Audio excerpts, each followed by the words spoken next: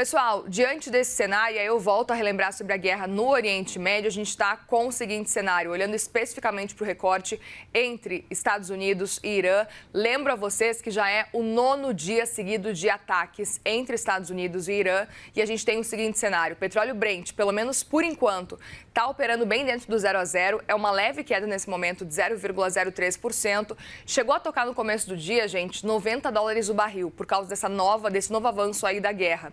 Mas agora está em $88 o barril.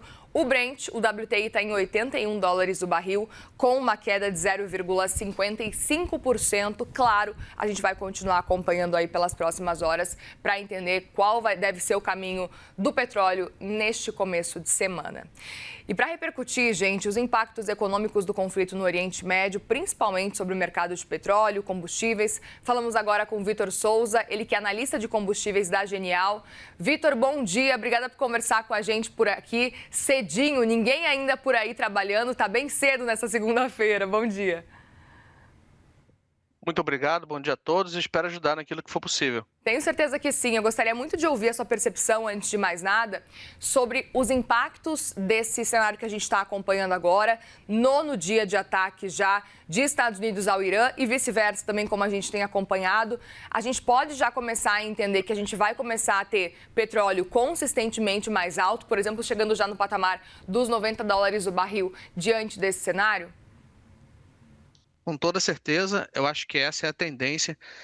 O que o telespectador precisa entender é o seguinte: a cada dia que passa e que o Estreito de Hormuz permanece fechado, ele tem um efeito duplo. O primeiro é a remoção de alguns milhões de barris de petróleo por dia da oferta global, e o segundo é a depleção dos estoques das reservas estratégicas ao redor do mundo, mas principalmente na Ásia. Tá bom? Então, sempre que você utiliza esses estoques estratégicos, você precisa recompor esses estoques no momento em que as coisas forem normalizadas. Então, assim, à medida que quanto maior for o rombo, por assim dizer, nesses estoques, no nível desses estoques, maior vai ser a necessidade de reposição, e isso vai fazer com que o preço do petróleo fique em patamar mais elevados por mais tempo. Vitor, você acredita que já é o momento da gente começar a acompanhar e talvez reprecificar alguns valores aí, olhando para o cenário de IPCA para esse ano, olhando para o cenário dos Estados Unidos, olhando para o cenário de política monetária aqui no Brasil, também lá fora, o quanto que esse cenário que a gente está acompanhando de uma guerra constante nas últimas semanas, talvez já force a gente a talvez reorganizar as projeções de política monetária e também olhando para o cenário de IPCA, olhando para o cenário inflacionário também dos Estados Unidos? Eu imagino que essas variáveis que você acabou de mencionar já devam ter sido reajustadas para cima desde do primeiro fechamento do Estreito de Hormuz lá atrás, antes do acordo de paz, tá? E eu falo isso por quê? Porque, ok, o petróleo chegou a mais de $100 naquele momento, e em um segundo instante, quando a gente fala de acordo de paz, durou o quê?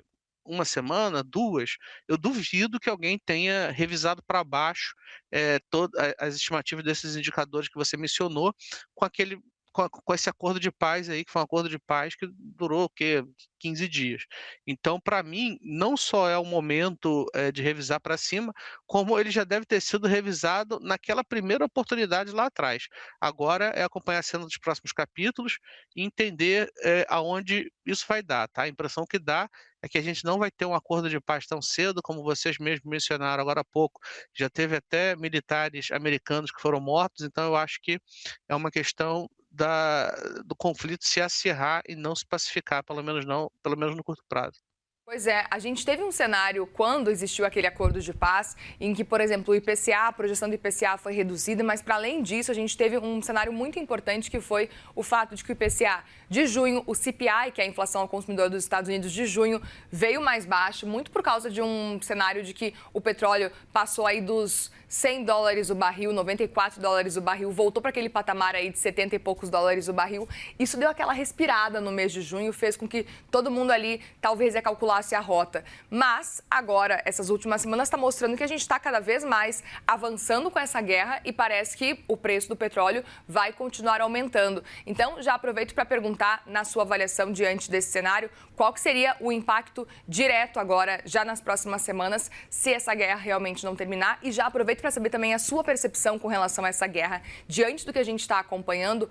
Quanto tempo pode demorar para, por exemplo, o petróleo voltar a um patamar pré-guerra, talvez? Respondendo à última pergunta, o patamar pré-guerra, a gente estava falando de um petróleo da casa dos $60. E então, inclusive, a narrativa entre janeiro e fevereiro era de petróleo em tendência baixista, sobre oferta, oil glut, coisas assim. E então, assim, para retornar esse patamar pré-guerra, pelo menos assim no horizonte de 2027, eu acho muito pouco provável.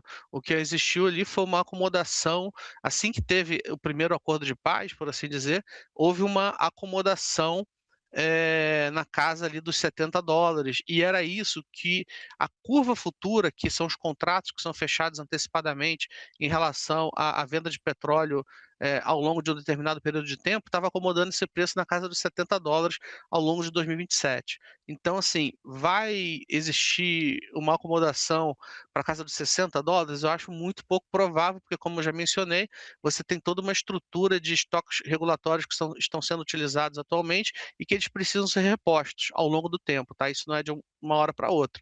Então, esperar o petróleo pré-guerra, $60, eu acho muito pouco provável, tá bom? E respondendo a essa questão dos indicadores, olha, cada dia que passa, a tendência é que eles sejam revisados para cima, tá? Mas como eu mencionei, eu acho que eles já foram revisados lá naquele primeiro momento, e eu duvido que tenha acontecido ali um consenso de mercado para revisar, para todas as casas revisarem esses diversos indicadores para baixo, agora que teve esse acordo de paz, que, como a gente mencionou, demorou o quê? 1, 2 semanas. Então, eu acho que não deu tempo de todo mundo fazer, assim, não existe um cenário base confortável que você possa trabalhar, até porque o que a gente tem brincado aqui é que tudo pode mudar numa tuitada só, tá? Então, a gente tem que acompanhar o Twitter do presidente Donald Trump e para entender aí as próximas movimentações, mas eu acho que, pelo menos com as informações que eu tenho hoje, com as informações que saíram aí nesse fim de semana, as informações não são legais, né? Eu acho que o conflito deve permanecer por mais tempo. É isso, e a gente vai continuar acompanhando. Obrigada, viu, Vitor? Obrigada pela conversa. O nosso analista aqui de combustíveis da Genial, Vitor Souza, que veio conversar com a gente hoje pela manhã cedinho aqui no Morning Call. Bom trabalho para você e boa semana também, Vitor. Muito obrigado, bom trabalho, boa semana a todos. Obrigada.